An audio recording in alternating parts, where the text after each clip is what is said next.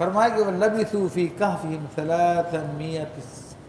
300 سِنِينَ وَازْدَادُوا 9، اور وہ اپنے غار میں 300 برس ٹھہرے، 9 سال اوپر۔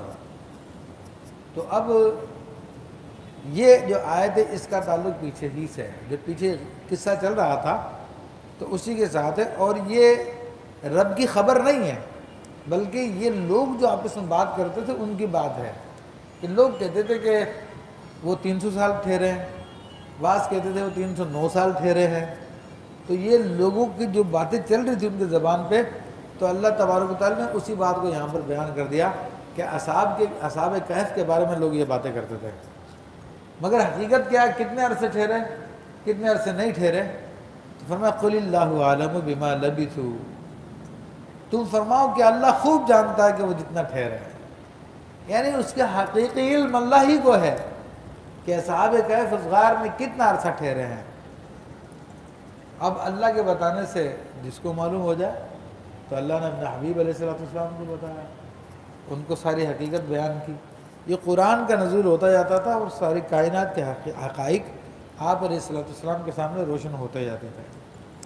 ہم کہتے ہیں کہ حضور علیہ السلام کو اللہ تبارک و تعالیٰ نے ما کانا وما یکون کا علم دیا، یعنی جو ہو چکا ماضی میں اور جو آئندہ قیامت تک ہوگا اس سب کا علم آپ کو اللہ تبارک و تعالیٰ نے عطا فرمایا، اور جس کا بیان بخاری شریف میں دیگر کتابوں میں موجود ہے کہ حضور علیہ السلام نے اپنے صحابہ کے سامنے ابتدائے آفرینش سے لے کے تا قیام قیامت تک ہر بات کی اطلاع دے دی۔ بخاری شریف کے اندر ایک نہیں 8-10 روایتیں ہیں جن کے اندر اس بات کا بیان ہے۔ تو یہ علم جو حضور علیہ السلام کو دیا گیا ایک ساتھ نہیں ہے۔ علماء فرماتے ہیں جو قرآن مجید نازل ہوتا رہا تو آپ کے علم میں اضافہ ہوتا رہا، اور جب قرآن کی تکمیل ہو گئی تو قرآن کے اندر کلو رب ولا یابسین الا فی کتاب مبین کے تحت کہ ہر خشک و تر کا علم اس قرآن میں ہے، تو اللہ تبارک و تعالیٰ نے قرآن کی تکمیل کے ساتھ اپنے حبیب علیہ السلام کے علم غیب کی تکمیل فرما دی۔ تو یہ جب اصحاب کہف کی آیتیں نازل ہوئی تو اللہ تبارک و تعالیٰ نے آپ کو اصحاب کہف کا بھی علم عطا فرما دیا۔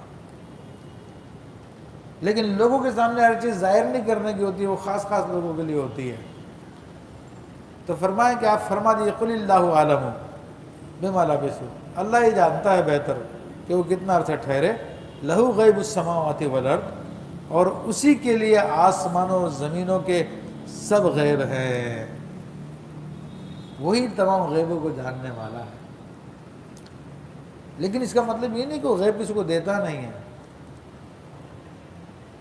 کتنے غیب ہے جس نے اپنے فرشتوں کو عطا فرمایا ہوا ہے، ٹھیک ہے نا؟ بہت ساری باتیں ہمارے لیے غیب ہے مگر فرشتوں کے لیے غیب نہیں ہوتی۔ ابھی ماں کے پیٹ میں نطفہ ٹھہرتا ہے تو ہمیں نہیں پتہ ہوتا کہ یہ بیٹا ہوگا یا بیٹی ہوگی، یہ زندہ بھی رہے گا نہیں رہے گا۔ چلو زندہ رہا تو اس کا کتنا رزق ہوگا، کتنا کھانا ہوگا، کتنی عمر ہوگی، کہاں جیے گا، کہاں مرے گا، لیکن فرشتے کو پتہ ہوتا ہے۔ سارے غیب تو اللہ ہی کے پاس ہے، مگر جس کو چاہے عطا فرمائے، فرشتوں کو عطا فرماتا ہے۔ اور کس طرح عطا فرماتا ہے؟ حدیث شریف میں فرشتہ آتا ہے، اس نطفے کو اپنے ہاتھ پہ رکھتا ہے اور عرض کرتا ہے رب ام مخلقۃ ام غیر مخلقہ، اس کو پیدا ہونا ہے نہیں ہونا؟ تو رب فرماتا نہیں پیدا ہونا تو خون کر دیتا، اور پھر وہ ماہواری میں باہر ضائع ہو جاتا ہے۔ اور اگر رب فرماتا اس کو پیدا ہونا ہے تو فرماتا کہ رب کریم کہ پھر اس کی عمر کتنی ہے، اس کا رزق کیا ہے، اور کب مرے گا؟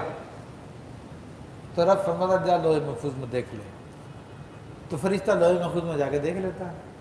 تو غیب تھا مگر اللہ نے اس فرشتے کو عطا فرمایا، ہمیں نہیں ہے وہ غیب، تو اللہ اپنے پیاروں کو بھی عطا فرماتا ہے۔ فرشتہ تو خادم ہے، اور اولیاء اور انبیاء اللہ کے پیارے ہیں جن کا مقام فرشتوں سے بڑھ کر ہے۔